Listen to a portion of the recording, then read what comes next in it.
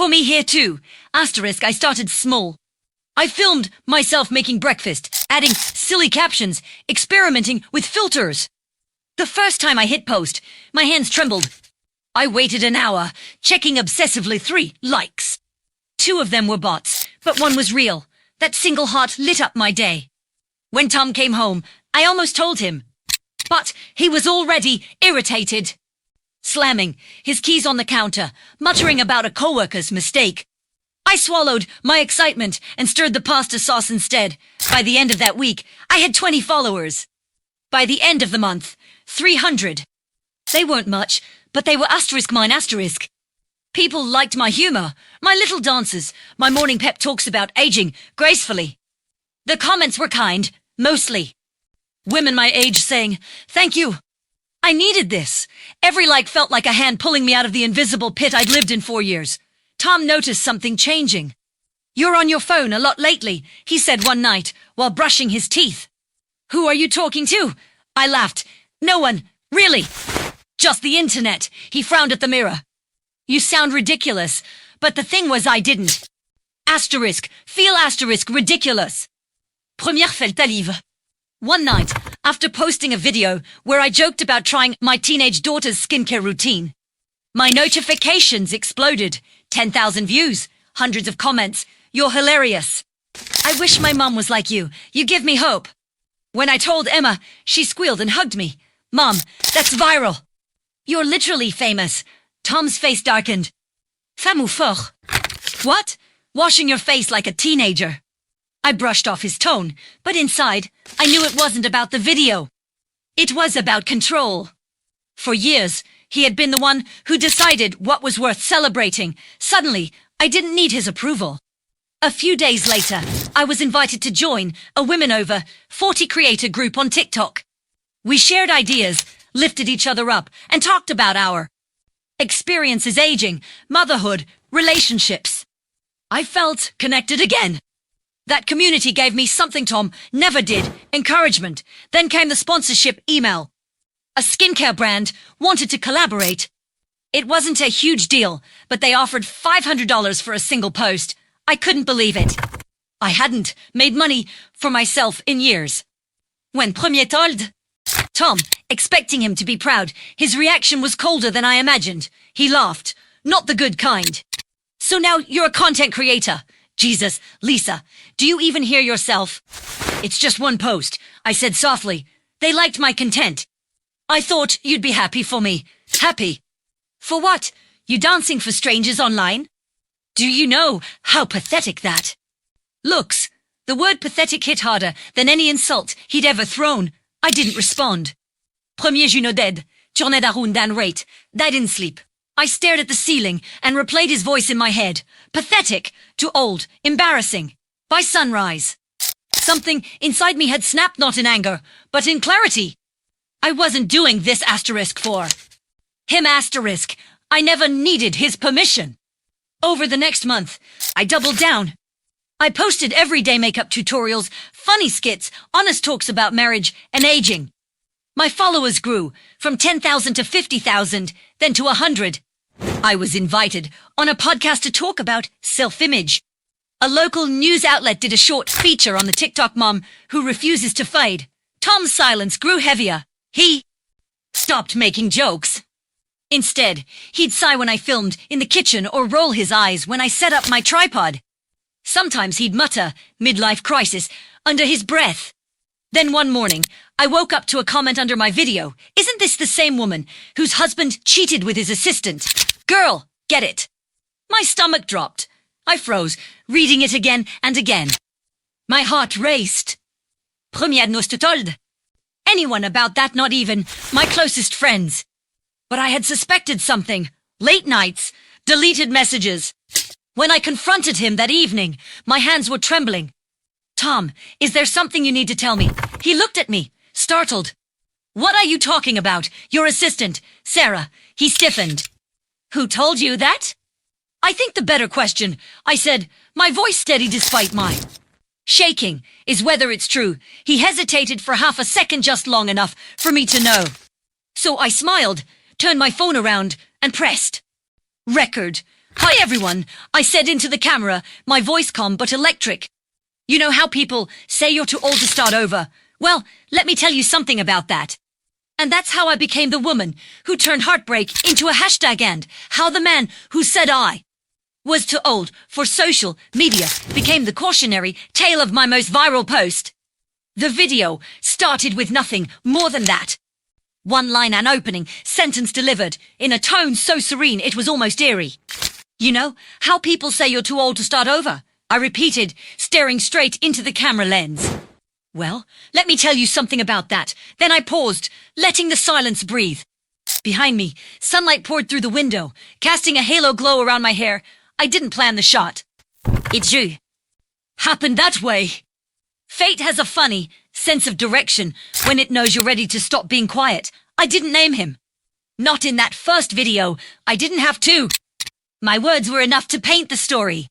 Sometimes, I said, you spend years shrinking yourself to fit someone else's comfort zone. You call it compromise, love, partnership, but one day you realize it's just erasure dressed in politeness.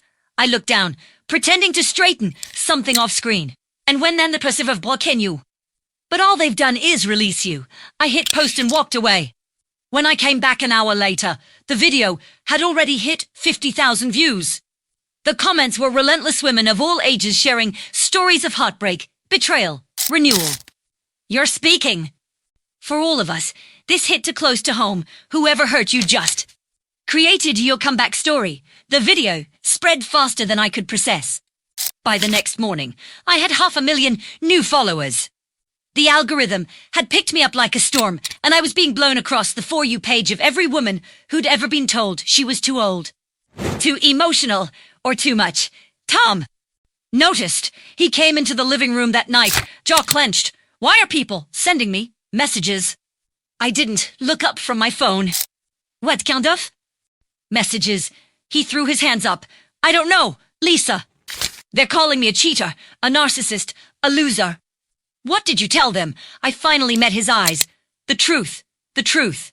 He laughed, but it was hollow. You're humiliating me in front of everyone. Do you have any idea how this looks? Yes, I said quietly. It looks like sequence for a long foreman. Breatingard. Through his nose like he wanted to shout but couldn't find the words. You've lost your mind, he said.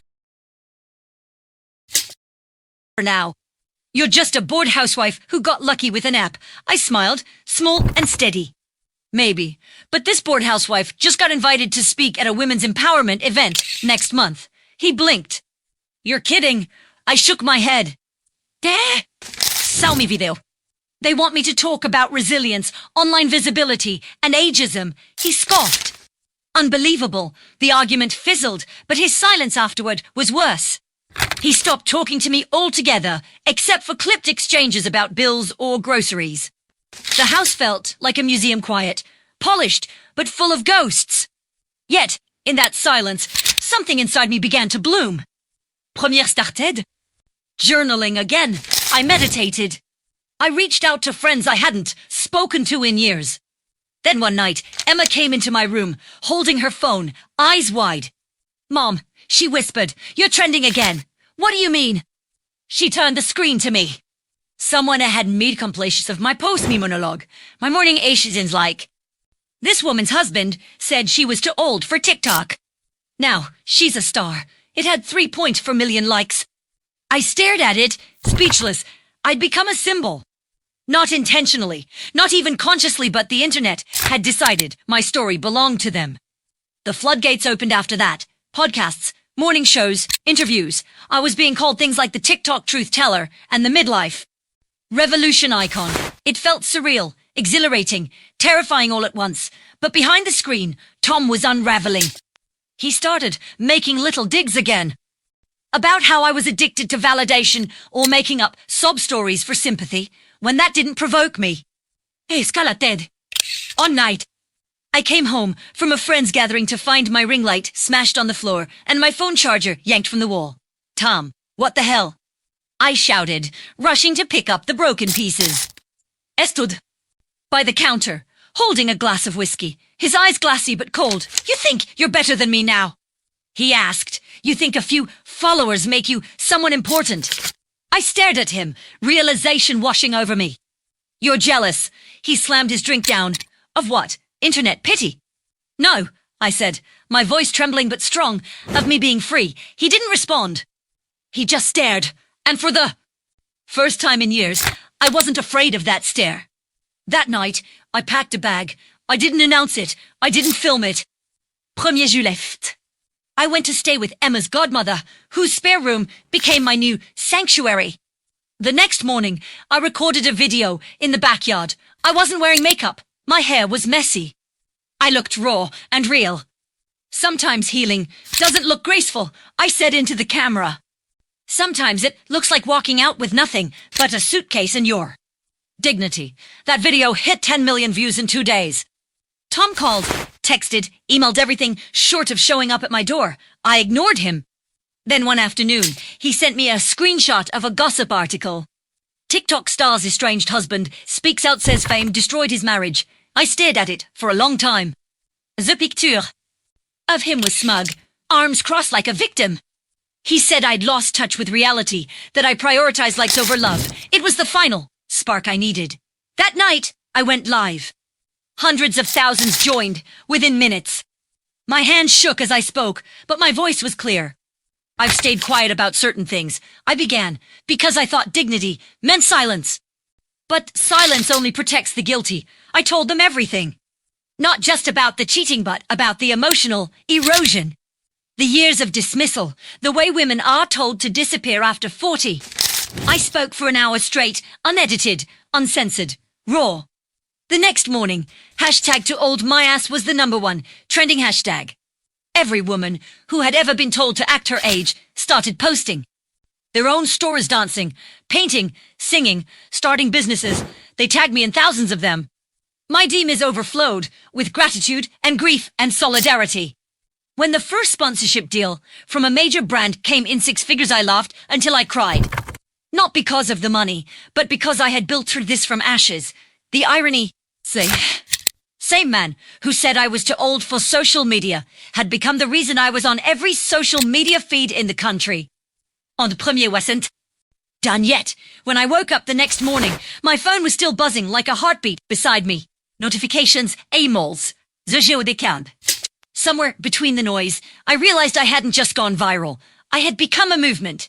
The world had latched onto my story like it was theirs, because in a way, it was. The hashtag wasn't just mine anymore.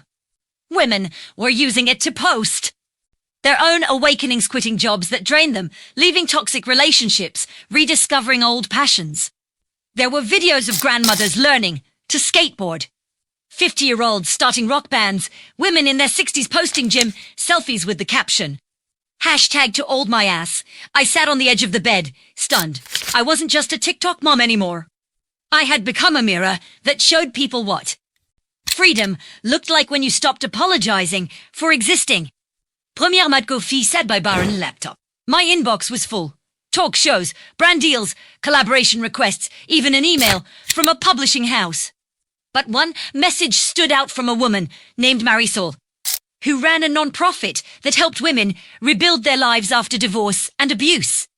She wrote, "You've given them something they didn't know they could have permission. Would you consider partnering with us for an event?" I wrote back immediately, yes, I'd be honored, but the universe, as it always does, wasn't done testing me yet. Later that day, a notification popped up. Thomas posted a video. My chest tightened.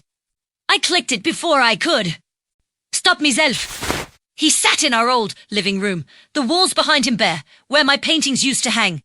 His tone was quiet, contrived, the kind people use when they're rehearsing regret.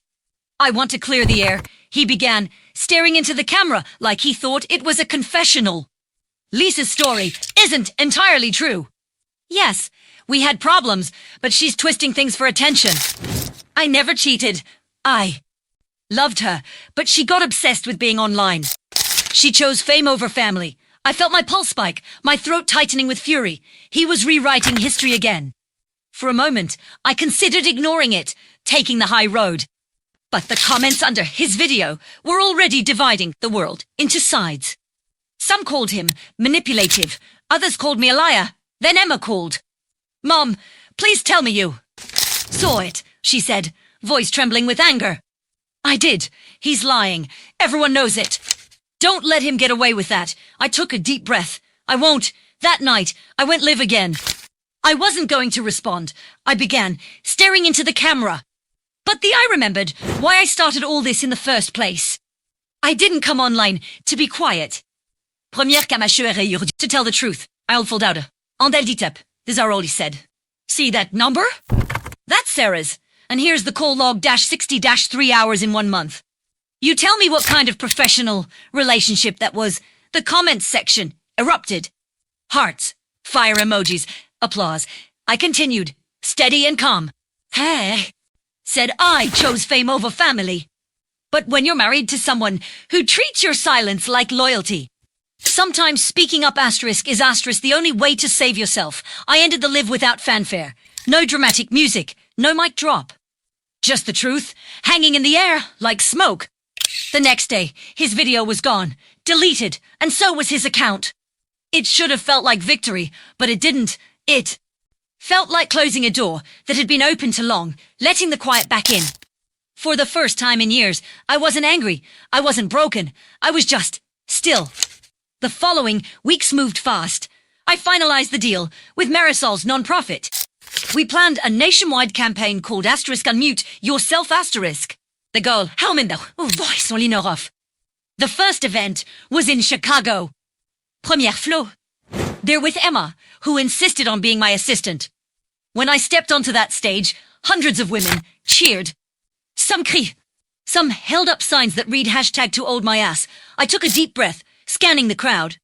For a moment, I thought of Tom, how he'd laughed when I first downloaded TikTok. How small I had felt then, and how vast I felt now. Someone once told me, I said into the microphone, that I was too old for social media. Too old to dance, to start over, to matter. But I think what he really meant was I was too old to be controlled. And that's what scared him. The crowd roared.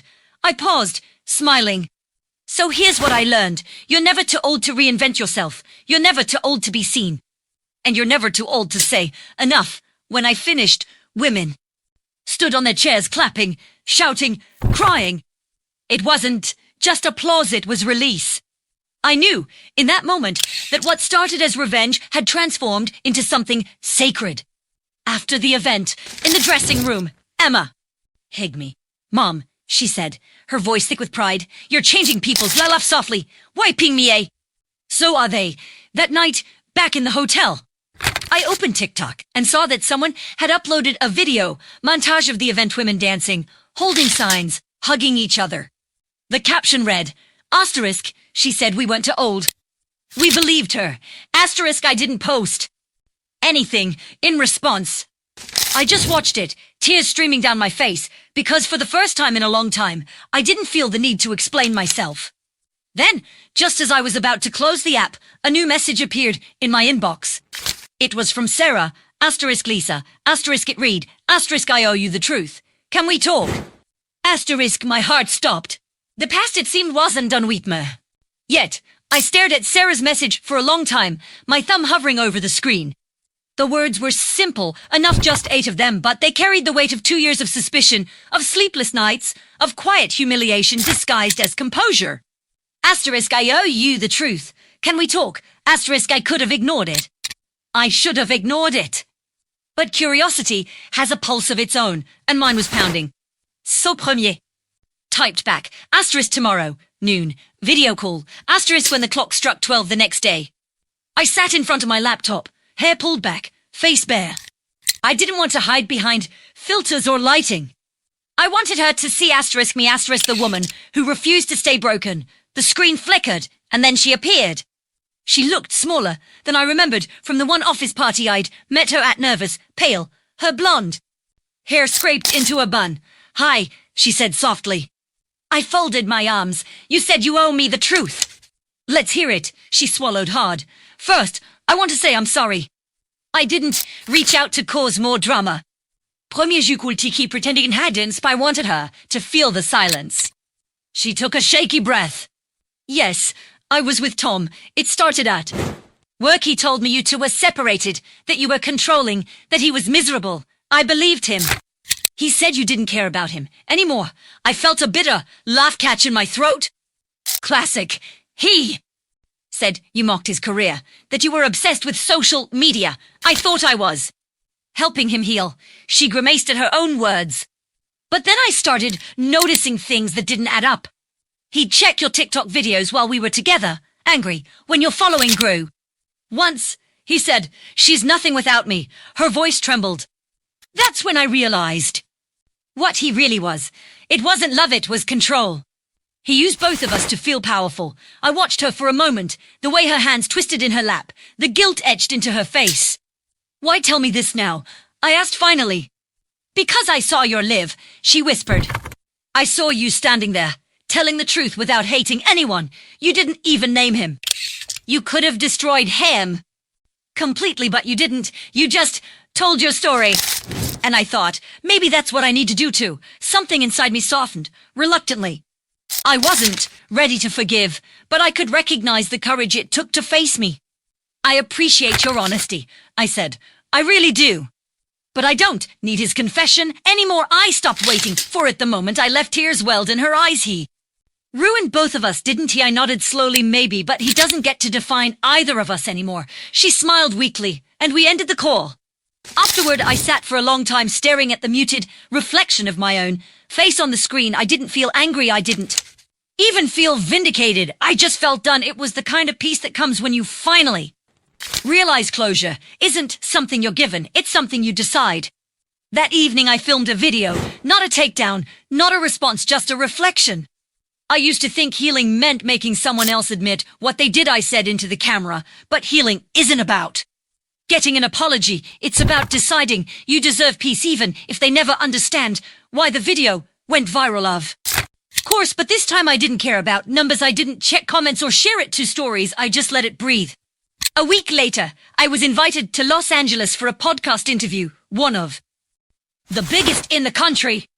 The host was a woman named Celine, sharp and warm, known for her deep conversations. Lisa, she began her tone half admiration, half curiosity.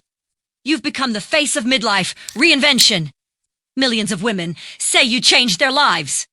But what did this journey really cost you? I smiled, faintly. Everything I thought I needed, and in return it gave me everything I actually did. She leaned forward. Do you ever think about Tom now? I hesitated, considering, not really. But sometimes when I see someone online tearing another person down for trying something new, I hear his voice in it. That same insecurity dressed up as superiority, and I remind myself it's not my job to convince the fearful to be brave. The interview aired the next day within hours. The clips spread everywhere. It wasn't the dramatic kind of viral. The sensationalism had long burned out, but something quieter, more lasting. My words became a sound used in thousands of videos. It's not my job to convince the fearful to be brave. I didn't realize it then. But that moment marked a turning point, not just for me, but for the movement that had started with a single angry impulse and turned into a global chorus. 3 months later, Unmute Yourself launched its first online mentorship program. We partnered with universities, nonprofits, and mental health initiatives. Women in their 40s, 50s, even 70s joined to learn digital, storytelling, entrepreneurship, public speaking. We called it the Second Act. One night after a workshop, I sat scrolling through the stories of the women who joined as teachers turned podcasters, grandmothers turned fashion vloggers, retirees opening Etsy shops. Every face felt like a tiny echo of my own past defiance. Then Emma came in holding 2 mugs of tea. So she said, smirking, remember when you didn't know how to use TikTok filters? I laughed barely. She sat beside me. You know, Dad still tries to reach me. Sometimes I looked at her, my chest tightening. What does he say? That he wants to talk to you, that he made mistakes? She paused. I don't respond good, I said softly. Some doors stay closed for a reason. She nodded, then smiled. Mom, I'm proud of you. Her words hit harder than any award or headline. I pulled her into a hug, breathing in the scent of her shampoo, that comforting reminder of everything I'd fought for. Later that night, I opened TikTok again, not to post, but to watch. The algorithm, in its strange poetic way, served me a video of a woman my age learning to play guitar. She laughed off her mistake, strumming the wrong chords, then shouted, too old my ass, before nailing the final note. I smiled, whispered hell yes, and shut my phone. As I turned off the light, I realized something the story people thought was about revenge had never been about him at all. It was about resurrection, about refusing to fade just because someone else couldn't handle your light. And that night, for the first time in years, I dreamed, not of the life I'd lost, but of the one still unfolding. Note by note, video by video, woman by woman. 6 months later, I found myself standing backstage at Madison Hall, a 1,000-seat theater filled with women who'd traveled from all over the country to attend the first Unmute Yourself Summit. The lights outside the curtains were bright enough to make the edges of the stage glow like a sunrise. I could hear the murmur of the crowd laughter, music, the soft buzz of anticipation. On the screen above the stage, they were playing a montage of stories submitted by our members, clips of women dancing, painting, launching businesses, holding signs that said things like starting my bakery at 62 and first YouTube video day 1. My heart was thudding, not from fear, but from something deeper, or gratitude, that trembling sense of standing at the edge of something far bigger than yourself. Emma peeked through the curtain. You're up next, she said, grinning. And Mom, there's press here, CNN. The Times, even a few YouTubers are streaming it live. I laughed softly. You make it sound like the Grammys. She nudged my arm. It is your Grammys, the event. Host's voice boomed through the speakers. Please welcome the woman who reminded the world that he said I was too old for social media, too late to start over, too loud to be heard. But here I am, louder, older, freer than I've ever been. This isn't a comeback, it's a continuation, because women like me were never finished. Just pause now. We press play again. The credits rolled over my laughter, echoing against city lights. Too old to dream, to change, to matter. But what he really meant was I was too old to be controlled. So I took his insult and made it my anthem. En nos premiers. Dance in my own light. The credits rolled to footage of women around the world using the hashtag dancing, painting, speaking, living. When the screen faded to black, the theater erupted in applause. Emma turned to me, tears in her eyes. Mom, she whispered, you didn't just expose him. You exposed every voice that ever told us to stop shining. I smiled, feeling the weight of every version of myself, the wife, the mother, the silent woman, the one who finally spoke.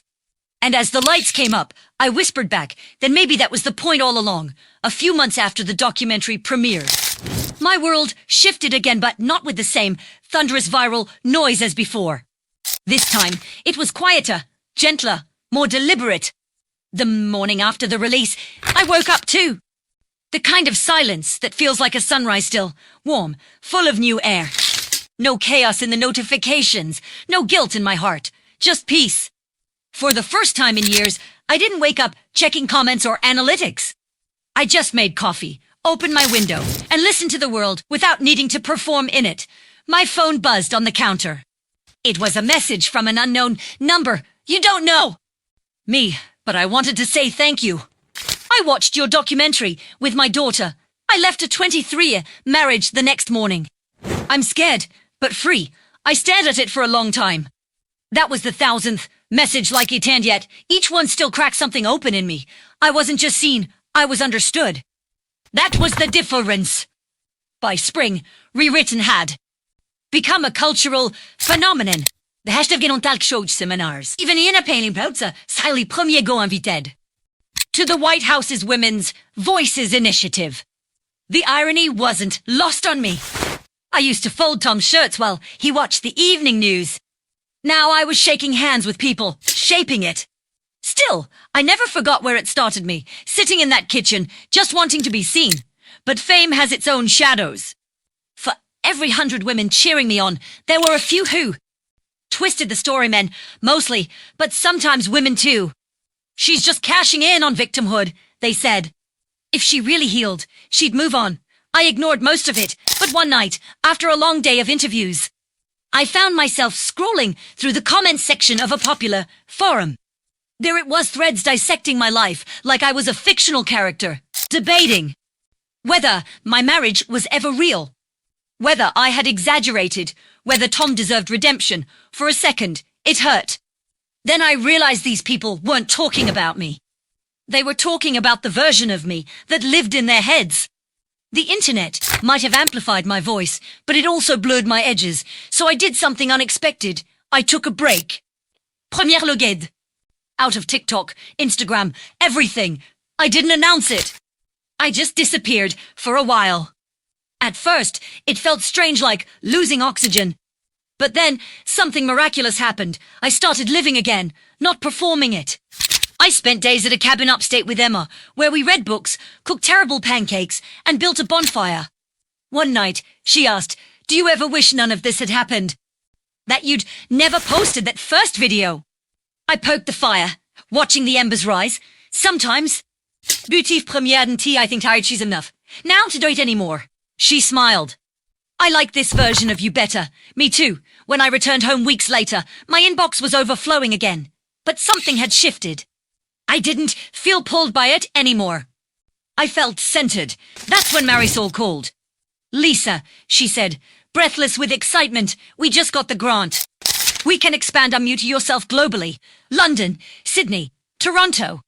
We're taking this international." I laughed, pressing my hand to my forehead. "We? You mean we as in?" "Me too, of course.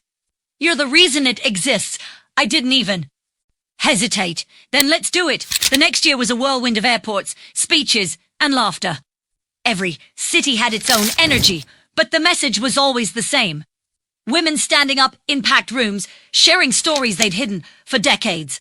One in her 70s said, "My husband never let me go to college." So last year, I enrolled.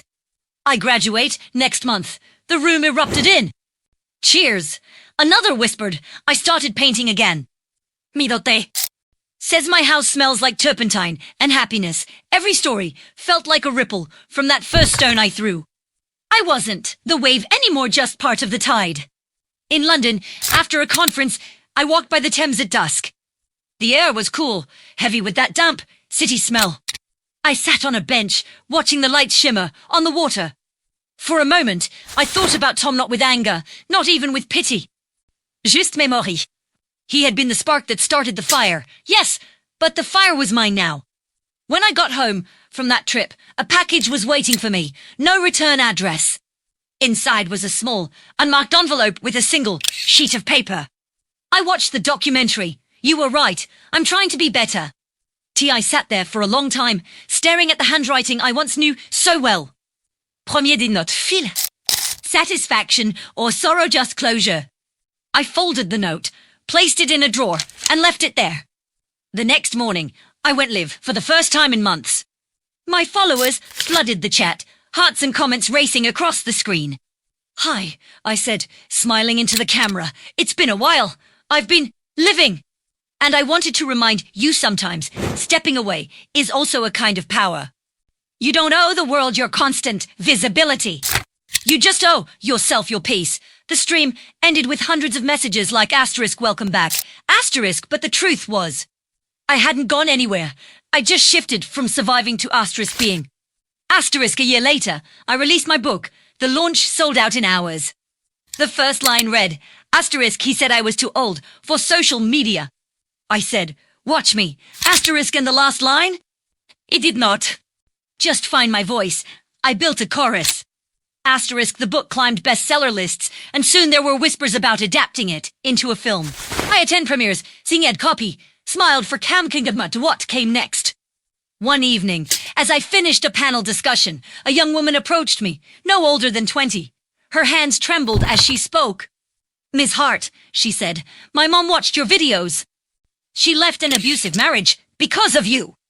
She just got her nursing degree. She wanted me to tell you, she's okay. I felt tears rise before I could stop them. Tell her I'm proud of her, I whispered. The girl smiled. She knows. That night, I walked outside into the quiet hum of the city. The air smelled like rain. I looked up at the skyline glass and light, and noise, and felt the same thing I had the night I pressed post for the first time. Fear, hope, and the strange, wild courage of beginning. Only this time, I wasn't beginning alone. I had millions beside me, voices unmuted, lives rewritten, women who'd stopped waiting for permission to live out loud. And as the rain began to fall, soft and steady, I whispered into the dark, too old for this. No, just finally old enough to understand what I was always capable of. The rain came harder.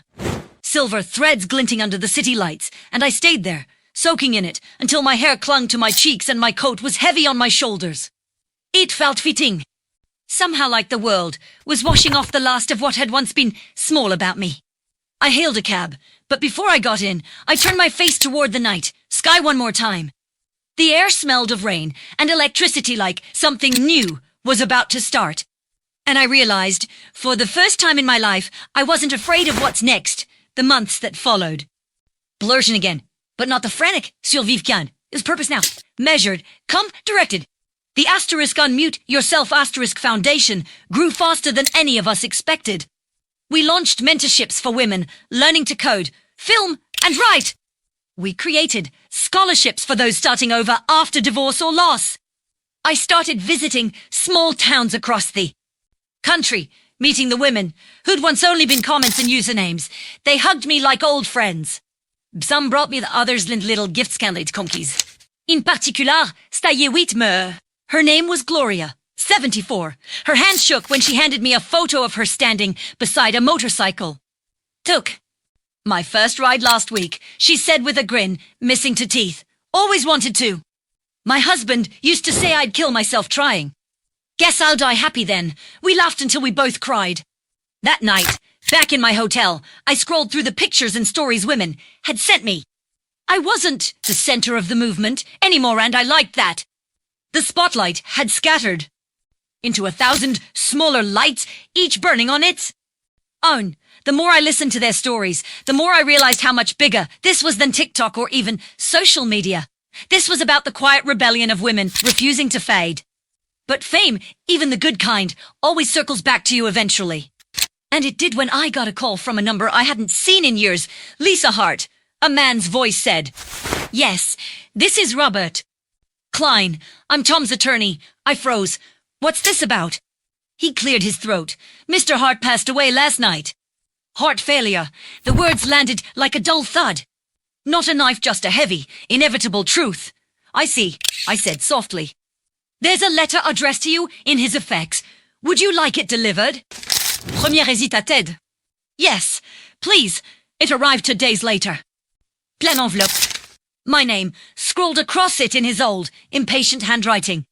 For a long time, I just looked at it, the paper trembling slightly in my hands. Finally, I opened it. Asterisk Lisa, asterisk asterisk, you were right. About everything. About me. I used to think control was love, that if I could keep you small, I'd never have to face how small I felt myself. Watching your life unfold from afar was both punishment and lesson. I used to say you embarrassed me. Truth is, I was jealous. You became everything I never had the courage to be. I don't expect forgiveness. Just wanted to say I see it now. You were never too old. You were just too brave for me. Asterisk, asterisk, Tom, asterisk, I read it twice, then again. And I cried not for the man he'd been, but for the one he might have become if he'd learned sooner. Forlus, forbut au fut assis. When the tears dried, I folded the letter and placed it in the same drawer as his first note, this time.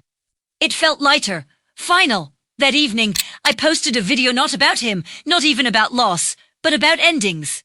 I used to think closure came in words, I said, sitting by the window, with rain tapping against the glass. But sometimes it comes in silence. Sometimes it's just the moment you realize you don't need their apology anymore. Even if they finally give it, I looked at the camera, smiled faintly. He said I was too old for social media. I say thank God I didn't listen. The comments flooded in like always, but one stopped me cold. My mom sent me your video the day before she died. She said she wasn't afraid anymore. Thank you for giving her that. I stared at the screen, tears welling again. It was moments like that, the ones that reached beyond the screen, beyond the algorithms, that reminded me why I started a monde passé. The movement became self-sustaining. We had volunteers, directors, donors. I no longer needed to be the face of it, and quietly, I began stepping back. I still made content, but it changed. Less about the past, more about the present, gardening, reading, sunrises. I even started a series called Asterisk Second Bloom, asterisk featuring women rediscovering themselves at any age. Each fateful training I'd fought for. Then one day, during a live Q&A, someone asked, what would you tell the version of yourself who was scared to post that first video? I smiled. I'd tell her, you're not trying to go viral. You're trying to go asterisk visible asterisk, and there's a difference. That clip became its own trend. Teachers played it in classrooms. Therapists quoted it to clients. It felt like the circle was closing. A year later, I published my second book, Asterisk the Visibility Project. Asterisk, it wasn't a memoir this time, it was a collection of stories from the movement, told in their own voices. The dedication read, Asterisk for every woman who ever believed she was too late to begin. Asterisk, the launch event was small, intimate. Just family, friends, and a handful of women from the early days. Emma introduced me with tears in her eyes. My mom taught me that starting over isn't a crisis, it's an evolution. When I took the stage, I looked out at them, all the faces, old and new, and said, you know, sometimes I think Tom's words were the best gift he ever gave me. Because without them, I might never have discovered who I was outside Felove. The room, I continued, we spend so much of our lives trying to prove we're not too old, too late, too flawed. But what if we stopped proving and started asterisk being asterisk? What if we just lived like the best chapters can still be written? Applause filled the room, gentle but steady. Afterward, as people mingled, a young man approached me shyly. Ms. Hart, I'm Sarah's son. She talks about you all the time. She wanted me to thank you for forgiving her. I blinked, stunned. How is she? She's good. She teaches art classes now. Says you inspired her to start over. I smiled, heart aching in that sweet, heavy way. Tell her she did that all on her own. When the crowd thinned and the lights dimmed, I stood by the window, watching the city lights flicker. Fambi. Emma's voice. You look peaceful. I am, I said. For the first time, I think the story's finally written. She slipped her arm through mine. Then what's next? I smiled. Oh, darling. Whatever comes next time, not too old for it. We laughed. Outside, the city shimmered like an open sky of pixels and possibilities. And as I looked out into the lights, I thought about every woman who'd ever whispered asterisk, someday asterisk to herself in the dark. Someday had come, and it was glorious. A few years passed quietly after that, quietly, but never small. My life had shifted into something slower, deliberate, built from the kind of peace you can only earn after the storm has spent itself. By then, asterisk unmute, yourself asterisk had a global board of directors. My days were no longer about scrambling between speaking tours and interviews. They were about choosing which causes to support, which young voices to mentor, which gardens to plant. I had moved to a coastal town, a place that smelled like salt and old stories. My house sat on a bluff overlooking the ocean, whitewashed walls, big windows, wind that hummed through the eaves. The kind of house that made you breathe differently. Most mornings, same camera inonde. Filming the sunrise for my followers, the few million, who'd stayed through every evolution. My hair had gone silver by then. I never dyed it. It felt on as the rest of. I began a new video series called Asterisk Silver, Still Shines. Asterisk, it wasn't about advice anymore, it was about joy. Little, ordinary joy. Sea glass collecting. Reading old poetry out loud. Cooking meals I'd never had time for when I was someone's wife. People still commented, you've changed my life, but I always thought, asterisk, no, you changed your own.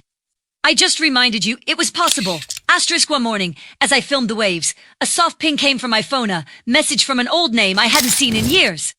Asterisk, Sarah Thompson tagged you in a video. Asterisk, I hesitated, then opened it. She stood in a bright studio, paint-stained apron around her waist, laughter lines deepening around her eyes. Behind her were canvases, sunbursts of color, chaotic and beautiful. She smiled into the camera.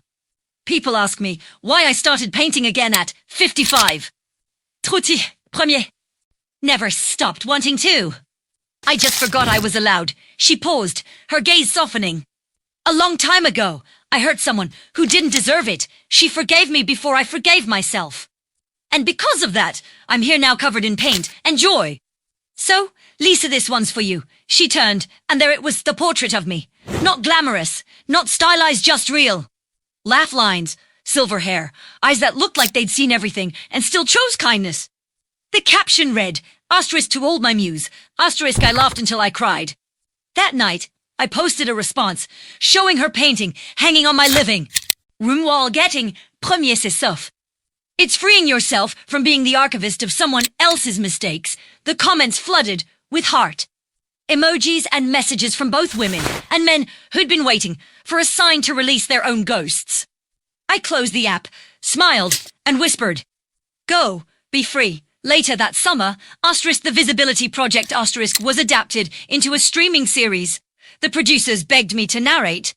I said yes, but insisted it shouldn't be about me, it should weave all the women's stories together. The show premiered in 20 countries and became a phenomenon. Critics called it the movement that healed itself. Microphone, cameras flashing, and asked, "Lisa, after everything, what's your biggest lesson?" I looked out at the crowd, actors, journalists, women in sequin dresses, women in sneakers and laughter, and said that power doesn't always roar. Sometimes it whispers, start again, after the event. As the crowd thinned, Emma found me by the entrance. She was 30 now, strong, kind, a teacher who used storytelling in her classroom. "Mom," she said, grinning, "guess what my students said about you today?" "Oh boy, what?" "They called you the internet's grandma." I laughed so hard I had to lean against the wall. "God, that makes me sound ancient, but cool," she teased. "Well," I said, mock sighing, "at least they didn't say I'm too old for the internet." We laughed until our sides hurt. That night, back home, I sat on the porch watching the tide roll in under a violet sky. The gulls wheeled over the cliffs and the air tasted like salt and beginnings. I thought about Tom again, briefly how strange it was that someone's cruelty could be the seed of your freedom. He'd been gone for years, but his ghost didn't haunt me anymore. It had turned into gratitude, quiet and distant, like a scar you can finally touch without pain. The next morning, I woke to an email from a university. They wanted to name a scholarship after me, the Lisa Hart Grant for women, reclaiming their voice. I stared at it, stunned. It wasn't about vanity or legacy. It was about continuation. Proof that stories outlive us, reshaping the world in ways we never see. At the ceremony, a month later, surrounded by students and educators, I said, "I used to think I became someone new when I left him. But the truth is, I just became myself again. The person I was before the world told me to. A room, soft and warm." Afterward, as I stepped outside, a group of young girls ran up to me, giggling. "Can we take a selfie?" one asked. "Of course," I said, kneeling down to their level. As the camera flashed, one of them whispered, "My mom watches your videos every night. She says you made her brave." I smiled, heart swelling.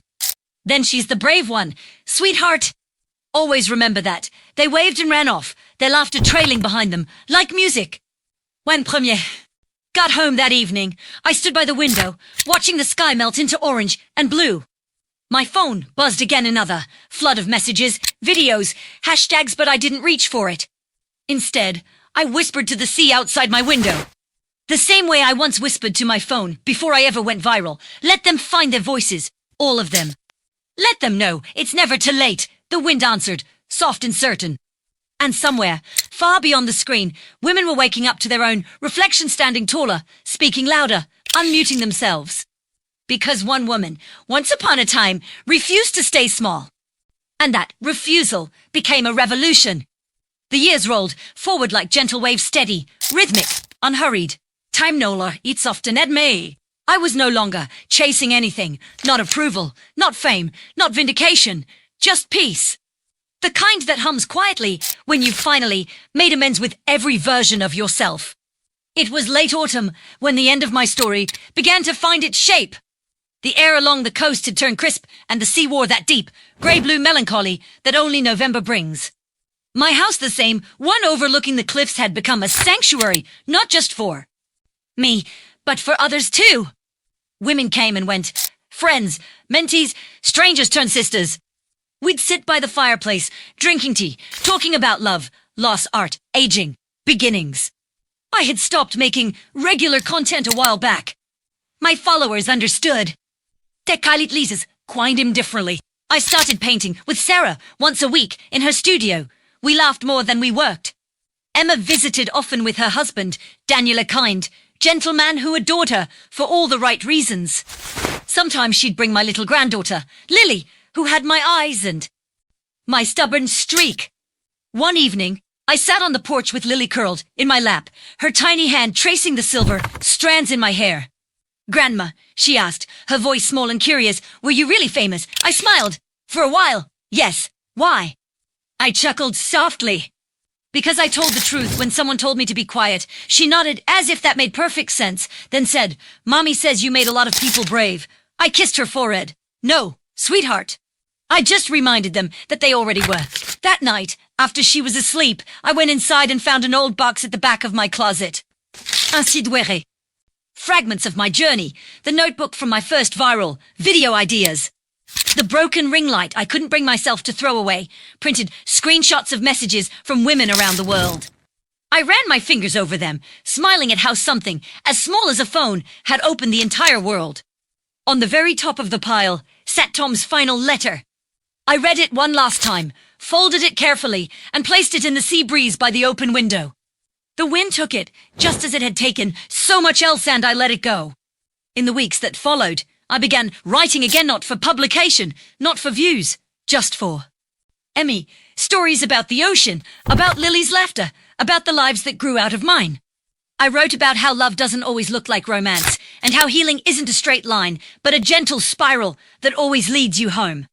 Then one morning, I woke before dawn. The world was hushed, the sea calm as glass. I brewed my tea, wrapped a shawl around my shoulders, and stepped onto the porch. The horizon was just beginning to blush pink. I picked up my camera out of habit, but then stopped. For the first time in years, I didn't need to record it. Premier juanted to asteriskini. The moment, the sun rose slow and soft, gilding the waves in gold. I closed my eyes and whispered to the wind, "Thank you for the pain, for the voice, for the second act." And as the first full beam of sunlight broke across the horizon, I realized the story was finally complete, not the one the world had watched unfold on screens, but the one I'd been writing quietly in my heart all along. It wasn't a story about revenge, or fame, or even resilience. It was a story about asterisk becoming asterisk. And as I watched the dawn spread over the sea, I knew that somewhere out there right now a woman was pressing record for the first time. Her hand trembling, her heart wild, her voice ready. And I smiled, because I already knew what she'd say. He said she was too old for social media. But she, like all of us who came after, knew better. She wasn't too old. She was asterisk just in time. Asterisk. "You actually believed I was the victim?" I asked, my voice steady despite the chaos unfolding around us. The agents froze mid-step, confusion, twisting their faces as the reality clicked into place. The scammers, handcuffed and shouting in protest, had no idea the entire sting, the fake transfer, the sob story, the elaborate online persona was mine. I hadn't fallen for a scam. I had built one with the FBI watching every move. And the moment they realized it, the air in the room turned electric. What they thought was justice served was actually the finale of my design. It started 9 months ago, the day my mother's voice trembled over the phone. "Ethan, I think I did something stupid," she whispered. I was in my small apartment in Arlington, staring at the rain, tracing down the window pane. The kind of rain that makes you feel like the world is slowly erasing itself. They said they were from Social Security. They said I'd lose my benefits if I didn't pay right now. My stomach dropped. I'd read about those scams thousands of seniors drained every year by digital predators hiding behind spoofed numbers and government seals. "Mom, how much?" I asked, already reaching for my laptop. $8,000, she said. Her voice broke on the last word. That's the moment the anger hardened into something else. I'd been a cybersecurity consultant, once freelance gigs, mostly small business work, a few deep dives into phishing investigations. But this was personal. I tracked the money trail, the transaction IDs, the crypto transfers, every digital fingerprint. By midnight, I had the first thread of a name, Marius Kelm, an alias that led to a shadow network running, hundreds of identical scams across 3 continents. I brought what I had to the local field office, expecting interest, maybe even gratitude.